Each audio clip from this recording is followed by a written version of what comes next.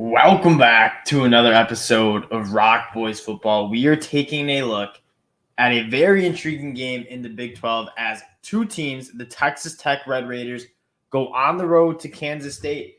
Both these teams are coming off some of the bigger wins these programs have had in the last couple of years. Texas Tech obviously knocking off Texas in overtime.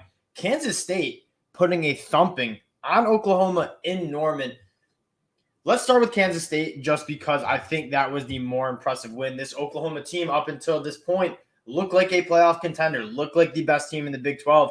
In Kansas State, I didn't think it was Oklahoma playing bad, making stupid plays. Kansas State brought it to Oklahoma and quite frankly was just the better football team. Before we get into it though, just wanted to say thank you guys for all the support. We've spent a lot of time previewing the Big 12. Both these teams we did summer breakdowns on.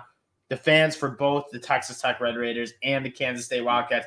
You guys have been awesome. If you guys do like the content, again, consider subscribing to the channel. It helps the fellas out. We're almost at 2,000 subscribers, which is absolutely wild. And we love talking ball with you guys, learning about your teams in the comment section. So in the comments, let us know how you think this game plays out. There are a lot of variances in how this game could get in or how this game could play out. Let's get into it. I want to start with Kansas State. If you get the Adrian Martinez that you saw in Norman Saturday night, Kansas State wins this game. And this offense this is a very, very good Oklahoma defense. And they just couldn't handle what Adrian Martinez was bringing, not only with his legs at 21 carries for 148 yards, but also through the air. Very comfortable in the pocket.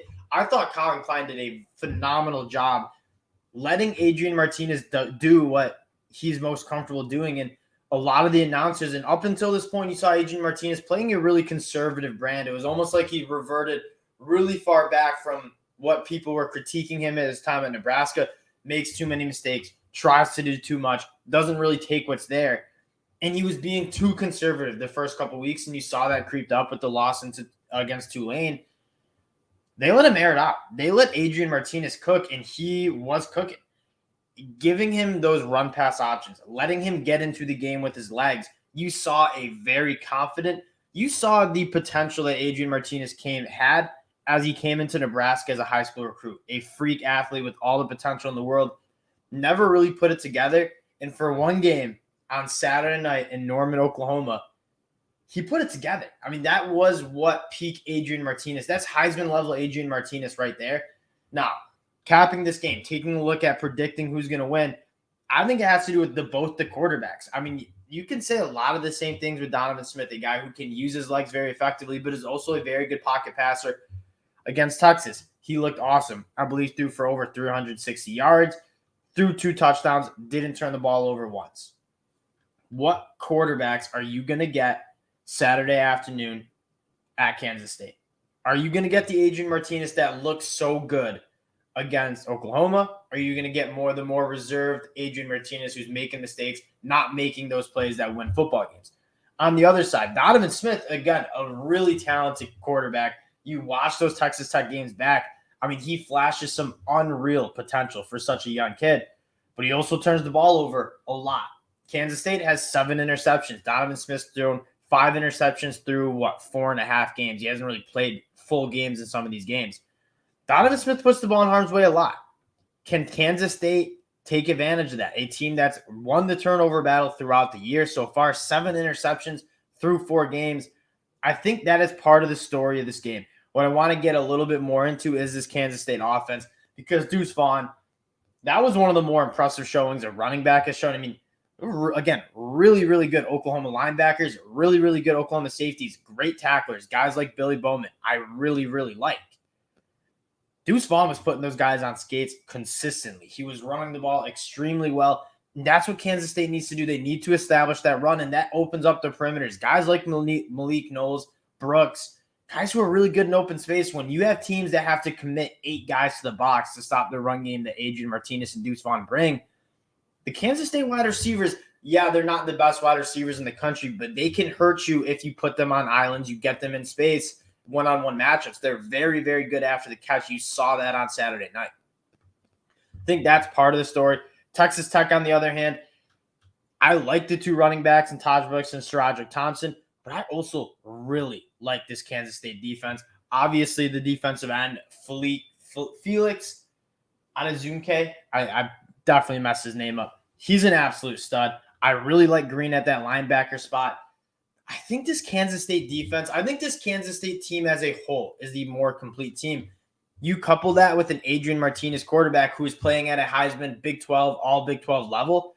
This Kansas State team, we said it at the beginning of the season. There are a lot of dark horses in the Big 12.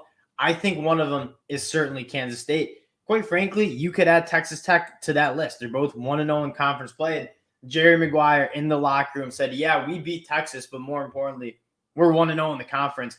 And I believe he went on to say something like, everything runs through Lubbock. Jerry Maguire, you can tell he's a high school football coach. The energy that he brings, even if a chip shot field goal made, first quarter go up 3-0, the energy that he brings for any sort of positive play it's just high school football-esque, and I absolutely love it. Again, he's also a really good recruiter. That's why you brought him in. But this Texas Tech team feels a little different with Jerry Maguire.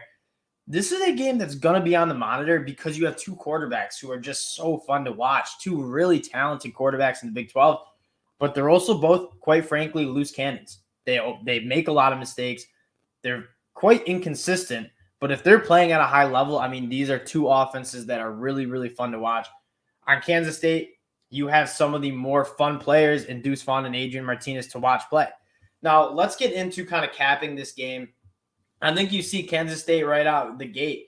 They have a really, really good defense. They win the turnover battle, and they run the ball extremely well. Part of this situation is Texas Tech's going to gain yards on you. I think you have to give them that.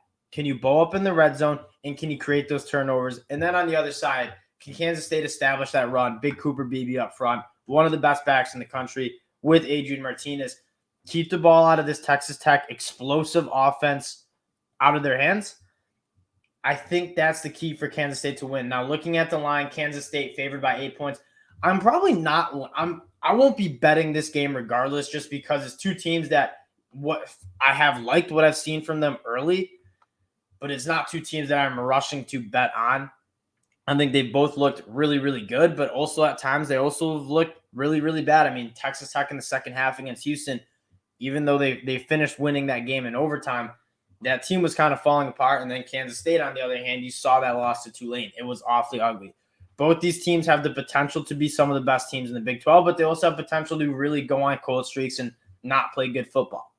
I want to see more from both teams. I'm not betting it. If I were to lean, it would be Kansas State at home to ride that momentum from Norman and win this game. I think if you ask me who's going to cover, it's probably going to be Kansas. If someone team is winning by 2 scores, it's going to be Kansas State. But again, this game is going to be really good between two, if you will.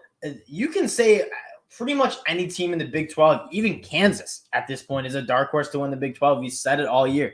Texas, Oklahoma, they got a lot of moving parts. There's not a team. Baylor has some question marks. Oklahoma State has some question marks. If there's a year to capitalize on the Big 12 being weak, it is this year for teams like Kansas State and Texas Tech. And for these two teams, this is a massive, massive game for them to try to get to a Big 12 championship game. I can't wait to watch it. It is going to be some very, very fun football. You're going to see a lot of points. What is the over-under? It's got to be 60, right? 57.5. That actually seems kind of low. Might consider that. But at the end of the day, you have two offenses that move the ball well. They play fast, and they can score a lot of points. It's going to be very fun. We'll leave it at that. We appreciate you guys for watching. Again, let us know in the comment section what you're thinking for this game. I don't really have a strong read on it. I did want to hop on and talk about it because these two teams are kind of firing me up. They're two teams that you want to be watching on Saturdays. We'll close it at that. Again, if you guys like the content, consider subscribing to the channel. We appreciate y'all, and we will talk to y'all later. Peace.